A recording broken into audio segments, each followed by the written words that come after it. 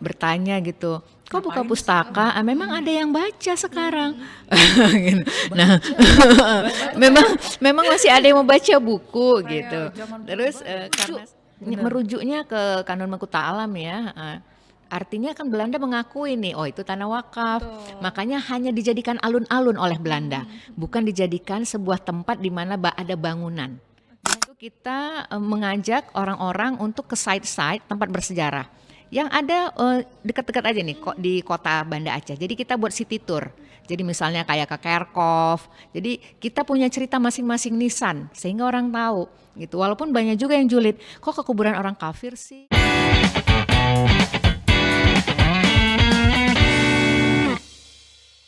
Assalamualaikum warahmatullahi wabarakatuh. Bertemu lagi dengan kita Kak Deci dan Sarah. Kayaknya udah pada bosan juga ya kayak. Oke Deci.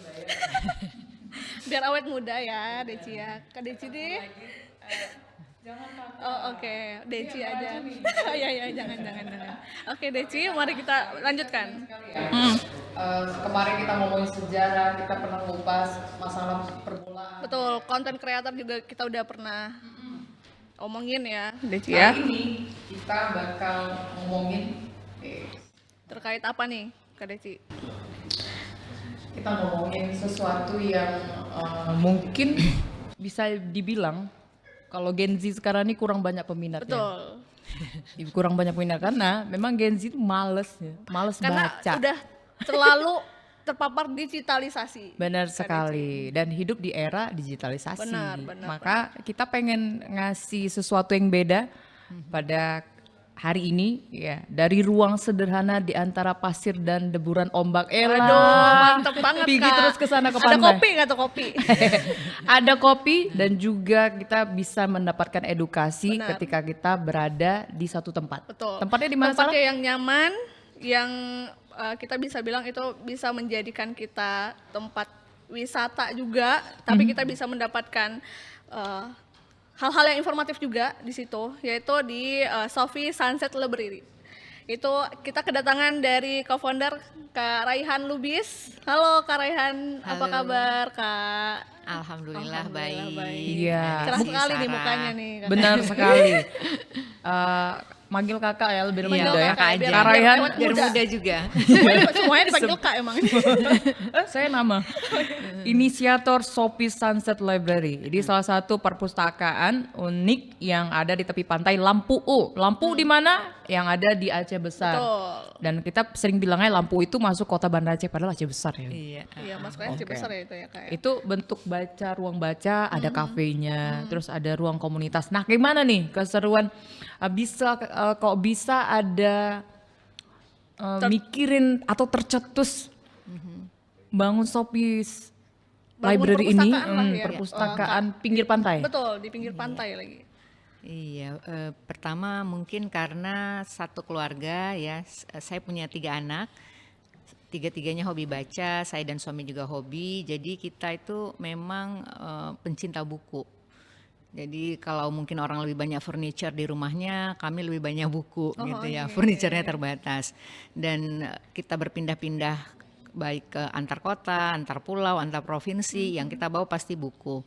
Sampai 2021 kemarin akhirnya kami memutuskan kembali ke Banda Aceh setelah melanglang buana karena tugas dan pekerjaan, dan rumah kami di Banda Aceh itu kecil. Jadi buku-buku hanya ada di dalam kontainer gitu. Dan kalau perlu, kalau lagi mau baca itu kita buka. Berangkat dari situasi itu kami pikir sayang juga ya buku-buku ini cuma kami yang membacanya, paling ada 1-2 teman yang datang atau keluarga. Sampai kemudian saya dan anak-anak berpikir kayaknya kita buka perpustakaan yuk gitu. Oh ayo ma gitu. Tapi di mana ya gitu. Nah, kebetulan ada satu teman punya rumah yang sudah diabaikan. Sudah cukup lama begitu ya, di pinggir pantai di kawasan Lampu, tepatnya itu di Pantai Kuala Cut. nama pantai kawasannya itu. Tapi memang di kawasan Lampu itu kita membersihkannya hampir 3 bulanan ya, membersihkan karena rumah itu sudah terabaikan hampir 5 tahun. Dan banyak masih sekali kokoh berdiri, Kak, masih cuma karena pintu dan jendelanya terbuka ya, sehingga mungkin banyak aktivitas anak remaja atau siapa yang di situ gitu. Kita sewa, kita bersihkan dan akhirnya kita buka. Walaupun ketika kita buka, kawan-kawan, keluarga gitu ya, itu banyak yang pesimis dan bertanya gitu, kok buka pustaka? Memang ada yang baca sekarang. Gitu. Nah, memang masih ada yang membaca buku gitu. Terus karena saya bekerjanya remote gitu, saya bilang ya nggak apa-apa juga kalau nggak ada yang datang atau membaca, ya ini ruang kantor saya. Kebetulan juga anak saya yang paling kecil homeschooling, jadi saya bilang ini kelas dan ini sekolahnya anak kami, jadi it's okay kalau nggak ada yang datang gitu. Dan kemudian ya memang sebagaimana prediksi banyak orang gitu ya, sebulan hanya kawan-kawan yang datang, 2 bulan juga hanya kawan-kawan yang datang, dan semakin banyak yang julid gitu ya. Tuh kan udah tahu di daerah pantai, ini tempat wisata loh, bukan perpustakaan gitu. Siap, dan sangat jauh dari Banda Aceh gitu ya. Dan karena kita dulu kebetulan tinggal di beberapa kota yang memang jarak tempuh rumah kita sama sekolah atau tempat kerja itu jauh, kami tuh nggak merasa jauh sebetulnya Banda Aceh besar, apalagi kita nggak macet ya begitu. Terus kita bilang nggak jauh kok sebetulnya dari Banda Aceh, dan kami yakin kalau memang orang memang mau membaca pasti dia akan datang gitu. Dan alhamdulillah masuk ke 3 bulan itu mungkin sudah banyak informasi ya, sudah banyak informasi dari mulut ke mulut begitu. Sampai akhirnya datang beberapa orang dan kemudian mereka mempostingnya ya di berbagai sosial media yang mereka miliki. Dan alhamdulillah kemudian sempat di suatu masa FYP gitu. Awalnya saya nggak tahu gitu, teman-teman anak saya yang bilang, perpustakaanmu FYP loh gitu. Soalnya ada yang bikin konten. Jadi ada yang bikin konten, dan kami sangat tidak memprediksi itu, karena pernah satu hari tuh kami sampai nggak cukup kursi, meja, nggak cukup gelas ya, alat makan minum karena banyak sekali yang datang. Dan saya tanya, tahu dari mana? Oh dari sosial media Bu. Oh oke. Dan akhirnya orang-orang akhirnya datang mengenal tempat itu, dan kemudian sesuatu yang sangat nggak kami sangka, minat baca orang ternyata cukup baik gitu ya. Hanya mungkin kadang-kadang tempatnya yang buat orang nggak mau datang, begitu. Ibu, karena pun seseorang kalau membaca butuh kenyamanan juga ya. Betul, iya. Iya benar. Karena ingat kita kalau misalnya semakin bagus tempat baca atau perpustakaan, itu emang semakin menarik minat baca orang-orang. Dan orang bakalan semakin lama juga di situ, entah itu kadang Betah bekerja, ya. bekerja, baca buku gitu ya Bu. Tapi kalau sebelumnya berarti Ibu tidak ada promosi mungkin untuk mendatangkan konten creator kah untuk di tempat Ibu di awal-awal gitu? Apa Tidak. sampai sekarang tidak? Tidak. Tidak ada Jadi ya? akhirnya orang-orang yang datang untuk membantu mempromosikan begitu ya. Kami hanya mempromosikan ya buku-buku yang kami punya. Jadi supaya bagaimana hari ini kan digital, anak-anak itu kan digital native ya. Mereka sangat digital hidupnya. Jadi kemudian inovasi dari perpustakaan kami, bagaimana kemudian mentransformasikan buku-buku itu ke dalam bentuk digital. Kami spill misalnya tipis-tipis gitu ya, buku-buku apa yang ingin kalian baca yang mungkin konteks dengan situasi kekinian begitu, atau buku-buku apa yang relate dengan kehidupan anak-anak Gen Z sekarang, itu kita istilah kami syiarkan ya lewat berbagai platform yang kami punya. Dan alhamdulillah orang-orang datang kemudian misalnya tanya, Bu saya kemarin tuh lihat konten yang ini, bukunya mana ya Bu ya, karena kan harga buku mahal ya gitu. Jadi kalau datang tempat kita gratis, kemudian apalagi dia dapat suasana ke pantainya, bisa minum, makan begitu, atau melakukan hal-hal aktivitas lain di sekitar pantai, itu kayaknya ternyata membuat orang senang buat datang gitu. Jadi ya semakin banyak kemudian engagement yang kami dapat dapatkan dari berbagai platform sosial media itu semakin memacu kami untuk semakin mempromosikan buku-buku yang ada gitu. Dan sesuatu yang kami expect juga, misalnya kami walaupun ada buku-buku lain ya, buku anak, buku self development atau self improvement, kami memang lebih concern ke jalur sejarah gitu ya, khususnya sejarah Aceh. Dan ternyata anak-anak Gen Z sekarang juga suka sejarah gitu. Hanya ternyata bagaimana kita mengemas informasinya sehingga mereka tertarik untuk membaca buku-buku sejarah itu. Oke. Kak Raihan, menarik nih. Waktu sasarannya adalah Gen Z.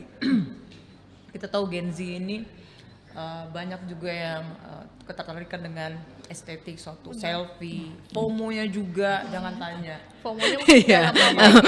Nah, ini kan Si paling FOMO. apakah ini jadi suatu strategi dari Sophie's Library juga untuk menggait atau mengembangkan dunia literasi di tengah gempuran digitalisasi yang kita tahu luar biasa sekarang, anak-anak disuguhkan sama Tidak game henti-hentinya online, ya, Kak. wah serba online lah. Serba online. Serba semua, online. digitalisasi. Bener. Bahkan kalau bisa membacanya di handphone aja. Iya betul, bahkan dibacain ya, Dibacain. pakai audiobook ya, benar. Sekarang nggak main-main kan langsung e-book, Iya, juga betul. versi-versi buku digital yang bisa membumi hanguskan buku-buku yang Dicetak fisik yang ya, bisa kita fisik, betul lihat. betul. Kita pengen tahu apakah ini jadi strategi dari Kak Raihan juga sama keluarga untuk menggait minat Baca. baca. Baca, Untuk ya. Gen Z. Iya, jadi memang kebetulan kita satu keluarga itu suka vintage ya, vintage style gitu. Dan ya bukan kebetulan kali ya, barang-barang kita memang ya barang-barang dari rumah orang tua kita gitu yang memang jadul-jadul gitu. Dan setelah kita susun gitu, kayaknya oke juga nih buat konsep vintage gitu. Akhirnya memang kemudian kami mendesain ruang perpustakaan kami itu dengan vintage style. Dan awal-awal tuh memang orang datang itu cuma untuk foto-foto ya, foto-foto. Tapi bagi kami di taraf mereka kemudian foto-foto berada di depan rak buku, memegang buku, terus merasa kayak smart people gitu, merasa keren. Di level saat ini kami masih merasa itu sudah cukup gitu ya. Artinya apa? Behavior change, mengubah perilaku orang itu nggak semudah membalik telapak tangan. Ketika mereka datang saja jauh-jauh gitu hanya untuk berfoto dan kemudian merasa keren gitu dan update status, update story gitu ya, dia seolah-olah lagi baca buku apa gitu. Itu sudah buat kami bahagia dan senang. Dan kemudian kami melakukan survei kecil-kecilan gitu ya. Kita buat polling gitu, kalian ke Sophie's itu ngapain sih gitu. Nah kita mendapatkan statistik yang cukup membahagiakan gitu dan agak kaget juga. 40% menyatakan memang mau baca buku gitu ya. Kemudian 30% untuk foto-foto, sisanya macam-macam begitu. Ada yang jadiin kayak pengen meeting bareng teman-temannya ya dan aktivitas lainnya. Jadi kemudian kami pikir memang konsep yang kami buat itu ternyata disukai orang karena ya banyak yang paling FOMO ya, dan kemudian kebutuhan eksis dan butuh validasi ya lewat sosial media gitu. Nah itu kami situasi itu kami manfaatkan. Manfaatkan untuk apa? Untuk menyebarluaskan ide dan juga keinginan orang untuk membaca gitu. Kita sempat terskip tadi, belum nanya dari kapan ini Berjalan. Sophie's Library ada di Lampu U. Nah kita belum tanya tadi, dari kapan nih Kak? Tepatnya itu Juni 2002. Jadi kita sudah masuk ke situ. 2002 sebelum Sorry, tsunami. 2022. Sorry. Ya, Juni. Ya, Juni 2022. Ya, jadi kita masuk ke situ sekitar Maret Juni 2022.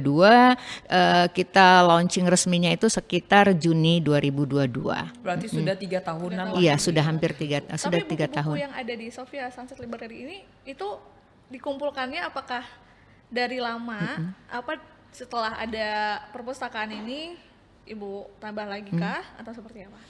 Di awal itu kami membuka perpustakaan Sophie's itu koleksi kami sekitar 1.500 koleksi pribadi. Banyak Itu pribadi ya, Bu? Iya, Pribadi. jadi ada sekitar Kamu punya 1.500. buku berapa? Kak, kayaknya sama buku ini, buku kampus ada 10 lah. Jadi 1.500. jadi itu gabung buku saya, buku suami dan buku anak-anak ya. Jadi ada sekitar 1.500. Nah, kemudian seiring perjalanan setelah kita juga promosi perpustakaan lewat akun sosial media kami, banyak orang yang kemudian tertarik untuk ikut bareng-bareng menumbuhkan minat baca. Orang donasi gitu, jadi pengunjung-pengunjung kami gitu ya donasi. Bahkan bukan hanya dari Aceh gitu, ada yang dari Medan, dari Bali, dari Jakarta. Jadi mereka kirim buku karena semangat gitu ya melihat perpustakaan kita dengan apa yang kami lakukan begitu. Boleh nggak kita donasi? Wah, dengan senang hati. Akhirnya jadi ladang pahala sama-sama perpustakaan itu gitu. Oke, kita pengen ngonten nanti di perpustakaannya Kak Raihan. Raihan ya. Dengan senang Kayaknya bisa hati, deh, Kak. dengan senang Saya hati. bukan sering lagi ke Lampu, tapi lebih spesifik di mananya Kak Raihan, karena memang mungkin kami lah yang Iya. mungkin belum berkunjung. Iya. Jujur belum kelihatan juga sih. Iya, gitu ya. jadi Di bagian mana ini? Jalan Lapangan Golf, Iya. ya. Nanti akan ketemu SMP Negeri 2 Loknga. Oh, baik. Persis di depannya itu kita ada jalan, masuk aja mengikuti jalan aspalnya. Kami persis berada di sebelah Jul Bunga Laus. Jadi kalau salah satu yang mungkin juga banyak orang tahu lokasinya Bang Jul Bunga Laus itu kami persis berada di sebelahnya. Jadi di situ memang agak private ya, hanya ada 3 usaha gitu ya, nggak ramai seperti di Lampu Babah 2. Lumayan hidden gem ya. Oke. Iya, ini. Berarti ada di Google Maps. Oh, Ada kan? di ya, Google Maps. Oke, itu mempermudah ya. Kalau nanti tersesat kami akan nelpon Kak Raihan. Iya, Pak. siap. Kita minta kontaknya ke saya nih. Oke. Boleh. Kita menarik tadi pengen ngulas juga. Kak Raihan sempat bilang bahwa lebih banyak seperti buku-buku koleksi sejarah Aceh. Nah, kalau kita ngomongin sejarah Aceh itu punya ribuan sejarah yang masih banyak yang perlu kita kulik-kulik Iya, nih. yang banyak Dari tidak sejarah yang cuma sekedar omon-omon doang ya. Betul. Terus ada yang memang kita butuh real fact-nya gitu kan. Dan kita pengen tahu. Baru-baru ini kan heboh juga terkait aset-aset negara kita. Dan itu salah satunya adalah aset di Aceh. Nah, menurut Kak Raihan sempat banyak nih omongan-omongan yang di media sosial tuh, harus dicari nih sejarahnya sampai ke negeri Iya, Belanda. mungkin bukti-buktinya orang juga butuh ya kayak. Nah, padahal nih kayak Kak Raihan bilang tadi nih, ada arsip-arsip tentang buku-buku sejarah di masa lampau. Bagaimana menurut Kak Raihan tentang keterangan-terangan tadi yang menyuruh kita tuh harus mencari bukti-bukti itu ke negeri Belanda tadi? Padahal apakah ini sangat lengkap Betul. di sini? Nggak perlu Tahu jauh-jauh lah. dari Karahan mungkin ya. Iya. Kak Raihan Ada dari buku buktinya 1500 Iya. mungkin. Iya, iya. Ternyata ada buktinya lo nyempil di sini. Iya, iya. Dan bukti yang mana yang paling menarik di antara banyak kayak aset-aset yang ada di Aceh ini yang sedang menarik perhatian banyak orang nih, Kak Raihan? Jadi yang ini lagi happening nih ya. Belang Jadi Padang mungkin? ya, oh iya ya, nah itu dong. Iya, jadi Belang Padang nih. lagi trending ya isunya. Jadi ya Belang Padang itu kan sempat ya beberapa waktu lalu para pejabat kita pemerintah Aceh itu ke Belanda cari dokumen tentang Belang Padang. Padahal ada buktinya, buku terkait Belang Padang itu ya di perpustakaan kami. Jadi nggak usah jauh-jauh. Cukup ke perpustakaan kami untuk lihat bukunya, untuk baca bukunya gitu. Jadi ada satu buku, buku itu awalnya buku yang ditulis oleh orang Belanda ya. Nah, jadi ada satu pejabat Belanda namanya Karel Hendrik Van Langen gitu. Jadi Van Langen ini adalah seorang residen di Aceh Besar. Tapi dia hobi menulis. Nah, dalam masa tugasnya di sini tuh ada sekitar 10 lebih buku yang dia tulis ya. Salah satunya buku yang ditulisnya berdasarkan dokumen Kanun Mekuta Alam. Nah, Kanun Mekuta Alam ini tuh ditulisnya di masa Iskandar Muda. Jadi ceritanya nih Belanda di tahun 1879 itu menyerbu Masjid Tua Indrapuri. Nah, dalam penyerbuan itu orang Acehnya mungkin posisinya terdesak mundur, mereka meninggalkan Masjid Indrapuri. Nah, ketika Masjid Indrapuri sudah kosong dan berhasil dikuasai oleh Belanda, mereka menemukan banyak sekali dokumen. Dokumen yang mereka temukan salah satunya adalah Kanun Mekuta Alam. Walaupun tidak lengkap, tapi di beberapa kanun itu ternyata menjadi referensi penting oleh Van Langen. Salah satunya adalah tentang status tanah Belang Padang. Jadi disebutkan di situ bahwa Belang Padang adalah tanah wakaf. Jadi istilahnya kalau dalam dokumen itu umangsara gitu ya. Jadi kira-kira memang tanah wakaf. Tanah yang dikelola untuk Imam Masjid Raya. Jadi sangat spesifik sekali. Jadi tanah itu merupakan hadiah sultan. Kemudian hasil yang ada di tanah Blang Padang itu dimanfaatkan oleh imam masjid. Jadi imam masjid boleh mengelolanya atau mempekerjakan orang lain untuk mengelolanya, tapi hasilnya untuk Imam Masjid Raya gitu. Dan karena tanah itu tanah wakaf, tidak boleh dialih fungsikan gitu ya, tidak boleh menjadi hak harta milik. warisan, tidak boleh diperjualbelikan gitu. Baik. Tapi- Nah, ini nih. Nah uniknya, buku itu kan buku Belanda ya, diterbitkannya 1888. Tapi kemudian oleh waktu itu kita punya PDIA, namanya PDIA itu adalah Pusat Dokumentasi Informasi Aceh. Dulu lokasinya itu persis sekarang ini Rumah Sakit Gigi dan Mulut yang ada di samping SMP SMA 1 tuh sejajaran situ.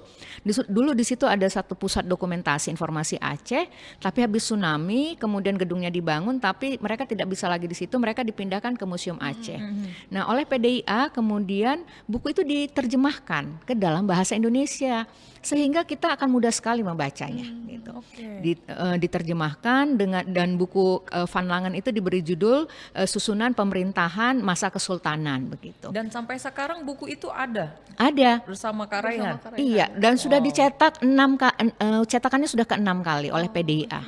Berarti itu kakak dapatnya Dari PDIA. PDIA. Baik. Sayangnya sekarang PDIA-nya sudah ditutup ya, sudah vakum tepatnya karena pemerintah Aceh tidak punya anggaran untuk membiayai PDIA. Sayang sekali ya. Sayang sekali. Tapi izin Sayang Kak Raihan, sekali. terkait yang tadi, apakah dari pemerintah, kan sekarang Blang Padang kan lumayan jadi hot issue kan Kak Raihan. Apakah dari pemerintah ada yang reach out Kak Raihan terkait buku itu? Tidak ada ya. Walaupun mereka selalu kalau dikonfirm saya baca di berbagai media ya, mereka merujuknya buku Van Langen itu. Tapi oke. nyarinya Bahkan- ke Belanda. Iya, nyarinya ke Belanda. ya. Tapi Kak Raihan Ngabisin ada ongkos pesawat. informasi terkait itu di Instagram juga ya? Iya, saya coba tulis ya, coba membangun awareness warga kota ya, karena Blang Padang itu kan kalau dalam istilah saya itu adalah ruang memori orang Aceh. Coba ditanya orang Aceh mana ya, khususnya anak Banda Aceh yang nggak punya kenangan atau memori dengan Blang Padang, pasti semua punya kan. Jadi itu sebetulnya adalah ruang hidup gitu, ruang di mana memori kolektif orang Banda Aceh itu tersimpan. Itu yang membuatnya kayaknya kemarin tuh sangat happening ya, sangat ngehits gitu karena masing-masing orang baik ada kakek, nenek, om, tante, anak tuh punya kenangan di situ. Nah, kebayang kalau orang sekarang minim literasi yang memang nggak mau baca Iya, dan dan nggak tidak boleh ada tahu buku juga ya. dan tidak menjadikan buku ini Sebagai sumber Bener. informasi. sayang sekali ya. Kak. Sayang sekali Desi. Banyak sekali cerita-cerita sejarah yang di situ tertulis faktanya. Betul. Ya, seperti tadi orang Belanda sampai nulisin itu tentang dokumen. Betul. Dan merujuknya ke Kanun Mekuta Alam ya. Artinya kan Belanda mengakui nih, oh itu tanah wakaf. Makanya hanya dijadikan alun-alun oleh Belanda, bukan dijadikan sebuah tempat di mana ada bangunan.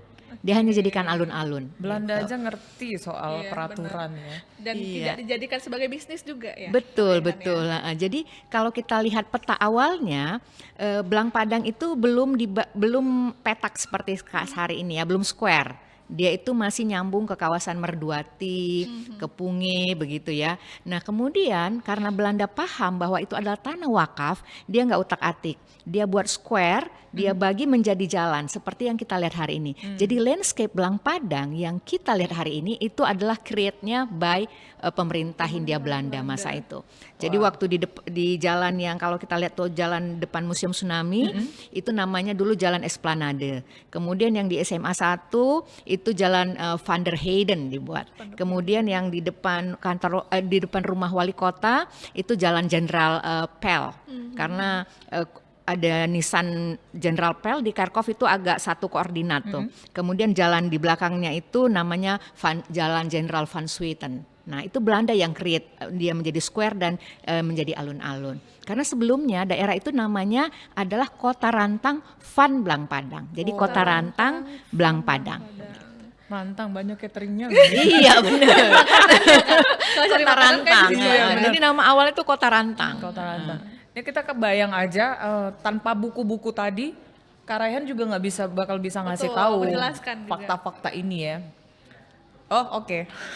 Oke. Ada Nah, kode nih dari belakang Kak Raihan. Oke, kalau kita ngomongin tentang sejarah tadi, pengen secara detail juga Kak Raihan, kalau ngomongin aset Aceh itu cukup banyak. Dan ini salah satunya adalah Belang Padang yang masih jadi teka-teki.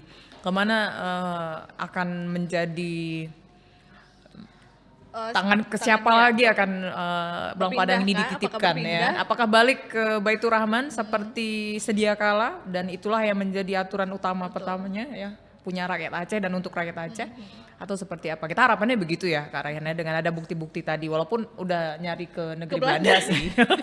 Tapi Jauh apakah sekali ya. ketemu jawabannya? Iya, mereka Kak Raihan ya kemarin? buku Van Langen itu yang tadi saya sebutkan. Padahal ada di di sini. sini pakai bahasa Indonesia lagi. Artinya mereka nggak payah translate ya, Menerjemahkan. menerjemahkan. Baik. Dari 1.500 koleksi Kak Raihan ataupun lebih, pasti adalah yang sangat berkesan di hati Kak Raihan. Yang jadi favorit nih. Yang jadi favorit. Kak Raihan suka Paling buku bermakna. apa? Ini kita ada spill nih, kayaknya ada bawa buku. Agak ini ya Kak, udah kelihatan dari sini nih. Boleh ditunjukin Kak Raihan Boleh dong, buku, boleh. apakah ini menjadi salah satu buku favoritnya Kak Raihan? Iya. Ada Ada dua dua ya, nggak apa-apa Kak? ya. Nggak apa-apa. 10 Tadi mau bawa satu kontainer. Satu, ada dua, itu satu Sarah, satu saya. Iya. Terima kasih Bu. Pede banget Kak. Tapi ini kami hanya punya satu koleksi. Jadi ini adalah buku terjemahan tepatnya ya alih aksara ditransliterasi. Ini buku naskah hikayat Aceh. Oh. Nah, ini buku ini ditulis di masa Sultan Iskandar Muda. Bayangkan, jadi kalau naskah aslinya itu sekitar 400 tahun yang lalu. Naskah aslinya dan ini Naskah sudah aslinya. dicetak kembali. Tulisannya tulisan Jawi ya, jadi bahasanya itu bahasa Melayu, aksaranya Arab. Nah, kemudian sudah dialih transliterasi nih ya oleh Perpusnas menjadi hurufnya huruf Latin bahasa Indonesia dan bisa kita baca. Jadi ini cerita tentang masa kecil dan remajanya Iskandar Muda. Gitu. Jadi kenapa dari seluruh Sultan Aceh Iskandar Muda yang paling kita ketahui karena memang di masa Iskandar Muda lah paling banyak sekali penerbitan dilakukan. Nah, untuk jadi hikayat Iskandar Aceh Muda itu ini. sangat paham personal branding ya. Di Luar masa biasa. itu tuh dia udah tahu kalau dia ingin terkenal dan hidup hampir 1000 tahun kemudian dia akan menulis buku tentang tentang dirinya gitu ya, dan inilah salah satunya. Bayangin 400 tahun kita masih bisa tahu bagaimana masa kecil Iskandar Muda, dia mandi di Krung Aceh, di Krung Daroy bersama gajah-gajahnya, itu bisa kita ketahui dari sini. Apa hobinya, apa kesukaannya, kedekatannya dengan kakeknya, sehingga kemudian kakeknya memang menyiapkan dia untuk jadi sultan begitu. Jadi buku ini luar biasa sekali. Dan di tahun 2023 lalu oleh UNESCO, naskah hikayat Aceh ini sudah menjadi Memory of the World. Masuk ya. Jadi sudah sayangnya mungkin belum banyak disosialisasikan oleh pemerintah Aceh tentang naskah ini. Jadi kami sangat berharap sekali, memang perpustakaan kami lagi getol-getolnya ini pengen promosi bahwa kita punya satu buku dari ratusan tahun lalu yang luar biasa isinya dan menjadi rujukan banyak orang. Oke, Kak Raihan, ini mempas nih momennya. RRI juga sedang gencar-gencarnya mempromosikan naskah hikayat Aceh ini. Oh iya, wah, Iya benar sekali. Wah, alhamdulillah. Wah, berarti kita satu frekuensi Iya ya. benar. Jadi kita bertepatan Iya. dengan ulang tahun RRI nanti di September kita akan adakan lomba hikayat Aceh dan harapannya ini bisa menjadi referensinya Gen Z Iya, betul. ya Yang akan untuk ikutan nanti ya. Ya. benar sekali ini karena udah kasih spill nih, Iya, itu betul. terjemahannya udah oke nih. Ini bisa langsung menang nih karena buku ini. nih. Langsung Sultan Seperti ini Iskandar ada Muda. Ada di Sofis, bisa perpustakaan ya, baca Kak? di Sofis. Tapi memang kita hanya punya satu X ya, karena terbatas diberikan oleh Perpusnas gitu. Baik, nanti Silakan datang kalau mau bisa baca. untuk baca referensi mungkin kalau kita dengar di berbagai multi platform itu yang bawa hikayat yang sudah sepuh-sepuh ya karena kita pengen Mungkin ada saatnya nih, regenerasi. Regenerasi, muda ya. benar ya. Jadi RRI Mungkin ini memang ada mendukung sentuhan sekali. baru mungkin kalau generasi muda yang bawa hikayat Iya. ya kayak Raihan ya. Tuh. Versi Itu udah berapa lama Kak Raihan bentuk bukunya? Maksudnya? Udah berapa lama punya buku ini? Ini mungkin baru setahun belakangan ya, karena baru juga dicetak oleh Perpustakaan Nasional. dicetak baru. Jadi setelah ditetapkan oleh UNESCO, kemudian dicetak oleh Perpustakaan Nasional. Baik, tadi Kak Raihan udah ngomong banyak sekali, mulai dari merintis Sophie's Library ini tadi, dari yang berkunjung teman-teman, keluarga, dan Dari pada awal akhirnya ya, Kak. menjadi Sudah dikenal terkenal banyak ya. orang, FYP. sudah FYP untuk anak-anak Nah, juga. ada nggak target ke depan lagi dari Kak Raihan untuk mengembangkan literasi di Aceh? Kalau tadi ada di Lampu, apakah ingin menelusuri pantai-pantai yang ada di Aceh? Iya, mantap. Ada satu Sophia Sunset Library di sini, ada lagi di sini gitu. Tadi kita belum nanya juga, selain itu pasti ada kolaborasi dong, Kak, seperti tadi banyak dukungan-dukungan dari luar. Nah, bagaimana Kak Raihan menjalin ini? Apakah membangun komunitas-komunitas yang bergerak di bidang literasi atau seperti apa? Iya, jadi perpustakaan kami itu terbuka untuk berbagai lintas komunitas ya, karena kami memang berharap jangkauan kami lebih luas lagi, bagaimana kemudian literasi ini bisa merangkul dan menggandeng mereka. Jadi misalnya kayak ada teman-teman dari komunitas tuli begitu ya, kemudian juga ada kawan-kawan dari komunitas arsitektur muda Aceh, di mana misalnya mereka kemudian mencari atau menelusuri kembali tentang rumah Aceh, dan itu butuh arsip-arsip, dokumen lama, dan mereka datang ke tempat kami begitu. Jadi memang banyak sekali komunitas-komunitas anak muda hari ini yang kemudian mau tidak mau ternyata mereka membutuhkan banyak referensi, utamanya referensi-referensi dari buku-buku lama ya, dan alhamdulillah sebagian besar koleksi kami yang sekarang itu mungkin jumlahnya udah sekitar 5.000-an, itu kita punya beberapa koleksi-koleksi yang cukup langka, yang mungkin di beberapa perpustakaan yang ada di kota ini nggak ada begitu ya. Jadi mereka ke tempat kita, kemudian kita diskusi. Apa salah satu yang menjadi referensi buku yang begitu langka? Jadi itu kami punya buku Snoek Horgrogne yang judulnya The Acehers, terbitan 1896. Wow. Nah, jadi di buku itulah misalnya kita bisa menemukan sketsa rumah Aceh yang genuine ya, yang orisinal gitu. Karena memang itu kan dibuatnya di tahun 1896, di mana informan-informan atau narasumber-narasumber ya tentang rumah Aceh itu masih ada. Kemudian bentuk-bentuk lamanya itu masih ada. Karena kemudian oleh Snoek di buku itu dirilis bagaimana bentuk rumah Aceh di masa itu gitu. Sampai rumah Aceh. Berarti itu salah satu buku yang langka ya, Iya. Kak Raihan ya. Rumah yang dibangun tanpa paku dan lain-lain. Kemudian juga ada buku Marsose ya, yang diterbitkan di 1940 gitu. Itu buku terakhir yang diterbitkan oleh Belanda sebelum 42 mereka kabur dari Aceh gitu. Itu tentang satu pasukan khusus yang dibentuk Belanda untuk mengatasi perang gerilyanya orang Aceh.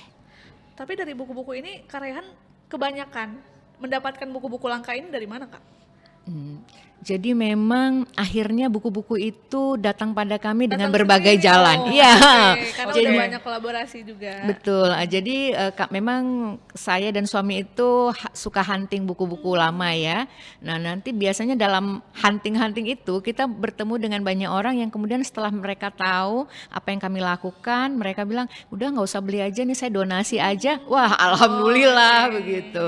Love is find way ya. Iya, betul. Akhirnya menemukan jalannya. Dan alhamdulillah juga ya, beberapa pejabat Aceh yang tahun-tahun 70-an yang punya perpustakaan umumnya dan memang pembaca-pembaca berat, itu kemudian oleh anak cucunya itu mendonasikan buku-buku kakeknya ke kami. Luar biasa. Luar biasa. Bermuncullah buku-buku langka ini ya, Kak Betul, Raihan ya. benar Oke. sekali Sarah. Tadi belum Kak Raihan jawab. Ke depan apakah pengen mengembangkan Sophie's Library ini mungkin ke penjuru pantai di Aceh atau mungkin mempunyai lokasi-lokasi idaman lainnya untuk mentargetkan generasi-generasi muda nih Kak Raihan? Pengennya sih ada di 23 kabupaten kota ya Allah. Amin, amin, amin. Ya Allah. Amin, amin, amin. Karena setiap kabupaten kota kita tuh punya sejarah yang luar biasa. Benar.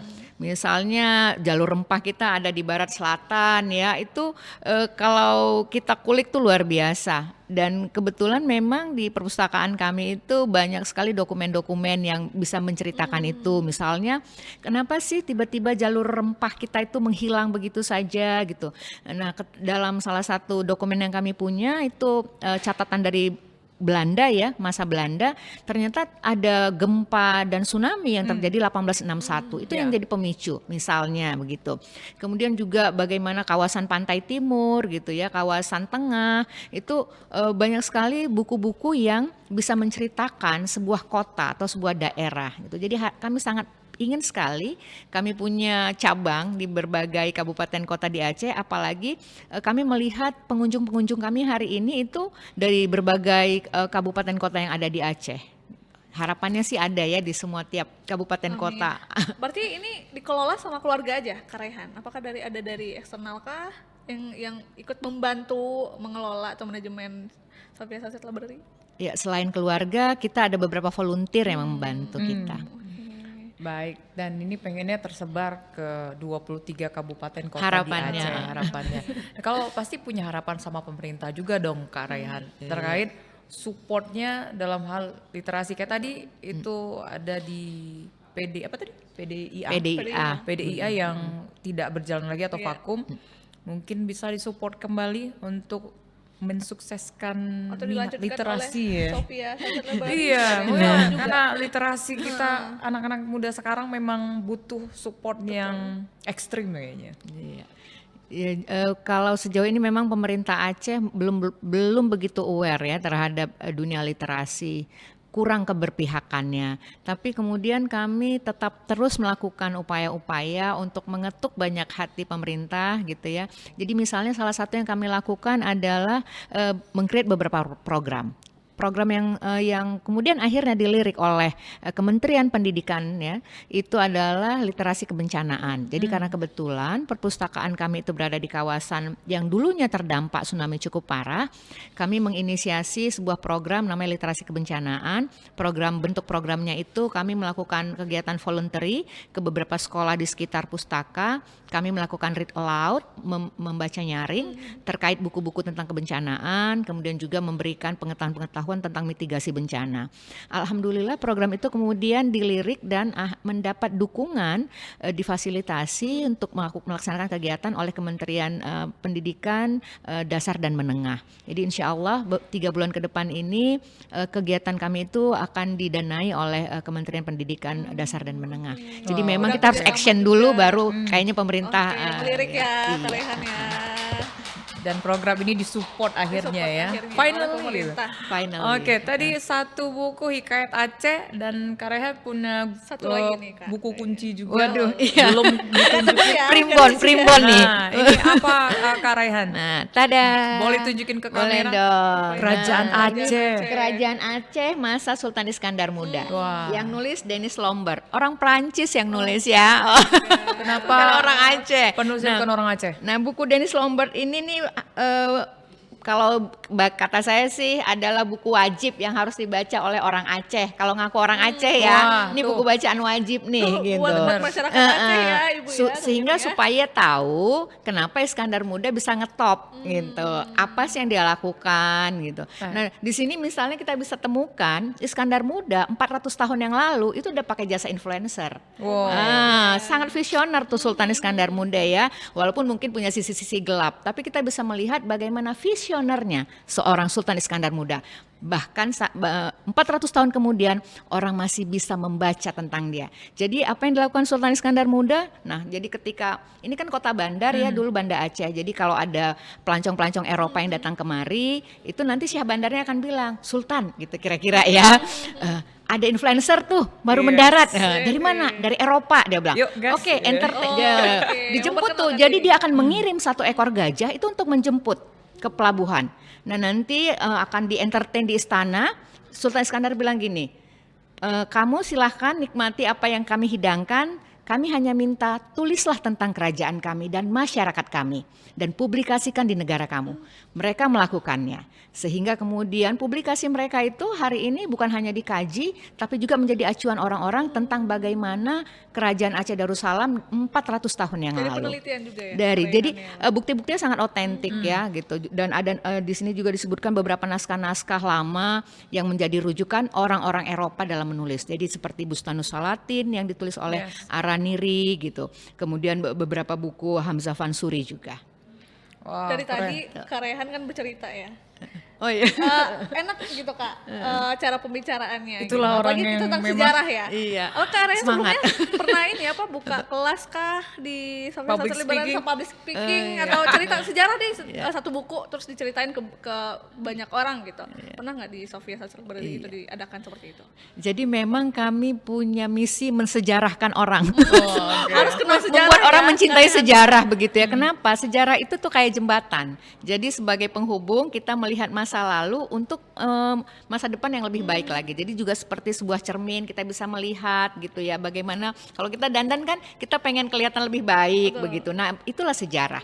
Nah yang kami lakukan, kami juga punya program namanya Historical dan Edu Trip ya. Historical dan Education Trip itu kami membawa banyak orang gitu. Memang berbayar ya biar untuk support pustaka. Betul. Jadi itu salah satu program berbayar.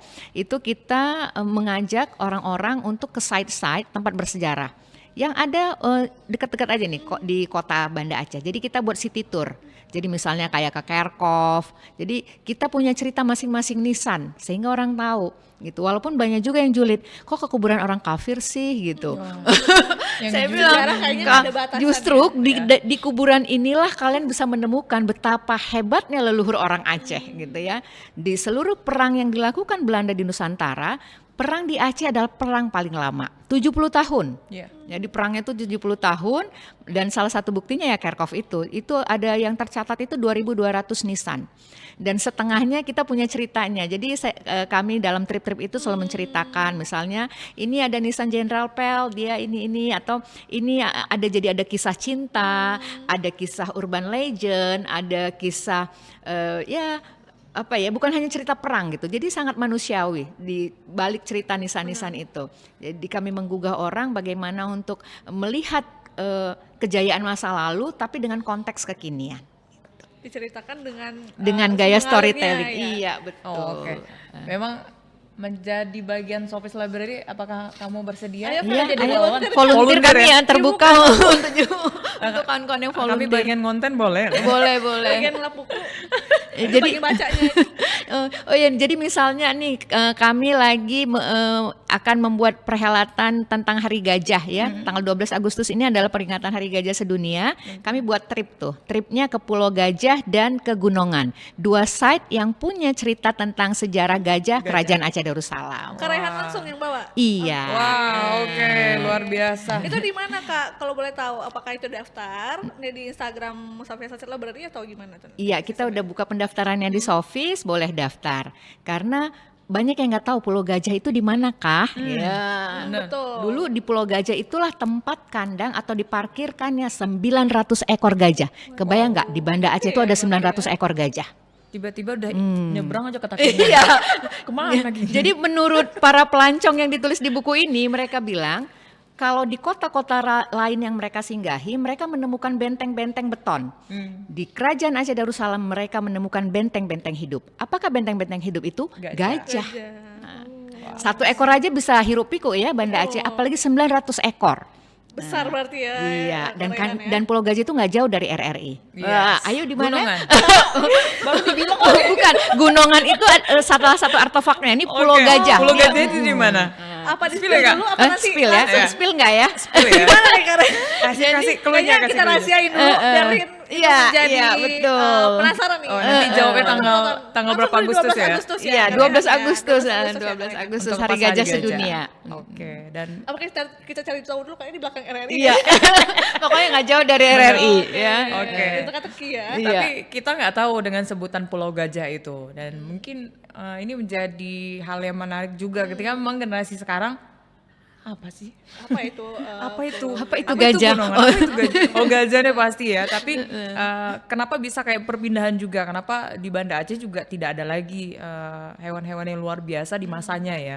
Menjadi tentara-tentara pada waktu masa kerajaan dulu. Nah, sekarang udah kayaknya lebih mudah dijumpai waktu kita ke Takengon dan sebagainya. Bener ya? Betul, Kak Raihan? betul Desi. Oke, kita mungkin pengen ngasih apa ya, kayak Apakah bukan saran pertanyaan, kah? iya, Saran? harapan dari Kak Harapan Raihan. dari Kak Raihan. Dari sebegitu banyaknya yang Kak Raihan sampaikan tadi, pasti yang menjadi tantangan luar biasa adalah membangun atau merubah mindset orang tadi, kan nggak semudah membalikkan telapak tangan.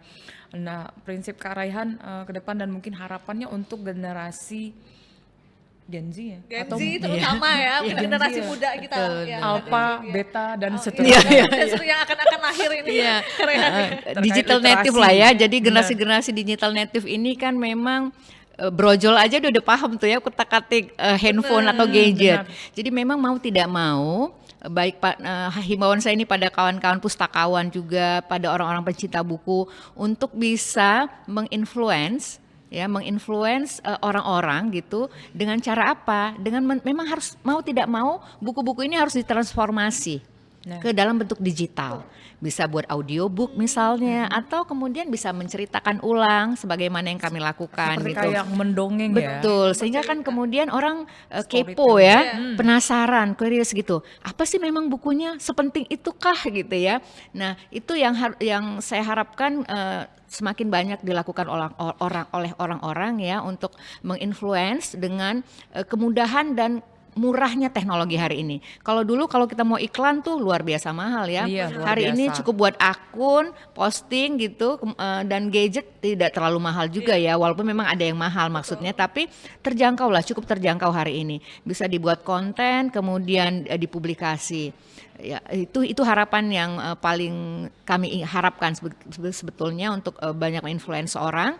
Dan kemudian ya harapan lainnya tentunya tetap membaca ya, baik buku fisik ataupun ya buku dalam bentuk apapun. Karena memang membaca itu jendela dunia. Kita nggak perlu jauh-jauh kemana-mana. Tinggal buka aja. Tinggal buka buku. Misalnya kita mau tahu tentang Itali gitu ya, cukup kita baca. Artinya lewat buku kita bisa pergi melanglang buana kemana saja. Oke, sebelum menutup juga ya, Sarah, Kak Raihan kasih satu rekomendasi. Tadi ada Kerajaan Aceh dan yang wajib dibaca oleh kaula muda, atau mungkin kita sebagai orang-orang yang harus juga mengenal dunia literasi. Mulai dari sekarang, nggak ada kata terlambat lah Tidak ada kata maksudnya, terlambat. begitu. Yang mana nih di satu bacaan yang Kak Raihan rekomendasikan? Ya, ini Kerajaan Aceh. ya, Kerajaan Aceh zaman Sultan Iskandar Muda. Ini buku bacaan wajib, bahasanya tidak berat, ringan, tapi penuh makna dan membuat kita bisa akhirnya jadi mikir, oh iya ya, oh gitu ya. Dan biasanya kalau orang-orang udah baca buku ini, dia pasti akan kepo untuk mencari buku lainnya. Oh, Oke. baik. Dimulai dari yang ini. satu Kerajaan ini ya, Aceh oleh Dennis karena Lombar. mungkin ada cerita-cerita yang harus dibaca di buku lain gitu ya, Kak Raihan ya. Ya, itu akan menjadi orang akan mencari teka-teki lainnya. Oke, Terima kita kasih ucapkan terima kasih banyak, Kak Raihan. Kak Raihan atas waktunya, atas cerita-ceritanya. Kita juga banyak mendapatkan informasi baru dari Kak Raihan, khususnya tentang Aceh ya, Kak. Benar. Mungkin Kak Raihan boleh deh ke kamera, Kamera promosiin yang tanggal 12 Agustus itu ke pemirsa dari RRI, YouTube RRI. Iya, tanggal 12 Agustus nanti tepat di peringatan Hari Gajah Sedunia, Sofi Sunset Library akan punya historical dan edu trip ke Pulau Gajah dan Gunungan, dua situs yang punya sejarah tentang jejak gajah di Kerajaan Aceh Darussalam. Ayo daftar, linknya ada di Instagram kami. Rugi banget kalau nggak ikut karena slotnya terbatas. Oke. Oke. Oh, ada slotnya berarti Kak Iya, Raihan ya.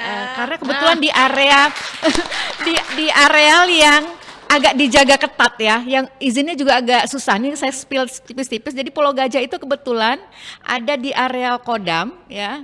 Jadi kita Gajah masuk ke situ agak sulit, makanya slotnya dibatasi. Ya, Oke. Nah, sayangnya. Kami pengen ngasih sesuatu sama Kak Raihan juga sebagai Atas waktunya, penutup terima podcast kasih kita. banyak. Ayo, mana Siapa timnya? nih yang mau ngasih nih? Nah ini Oke. Ada dari tim RRI Karaihan sedikit. Iya. Ini penulisnya, iya. Wuh. Ibu langsung bertemu penulisnya. Iya. Iya. Nanti kami buat konten ya. Yes. Siap, terima kasih banyak. Terima kasih. Dari masa lalu yang jauh menghidup aku dan menjenguk masa kini. Waduh, Yeah, dalam banget asik. itu, Bang Fadil. Makasih banyak Abang. Oke, ini oleh-oleh dan mudah-mudahan masuk dalam kategori salah buku satu, favoritnya ya. Karaihan ke depan. Jadi 5001. Wah. Nama satu ya Kak ya. Oke, sekali lagi kami Terima kasih ucapkan banyak, Karaihan Karaihan atas dan waktunya. untuk kesempatan juga sobat RRI dimanapun berada pada hari ini dan mudah-mudahan ini menjadi Ladang informasi lah untuk sobat RRI di rumah. dan Anda terinspirasi untuk terus membaca dan main-mainlah ke Shopee Betul ya, Library Shopee Library. yang ada di Lampu. Sekalian berwisata ya. Oke, benar sekali. Edukasinya banyak. Oke, dan jadilah generasi literasi untuk masa depan Anda tentunya yang lebih baik. Oke, saya Deci. Sarah, Pamit undur diri. Assalamualaikum warahmatullahi wabarakatuh. Bye.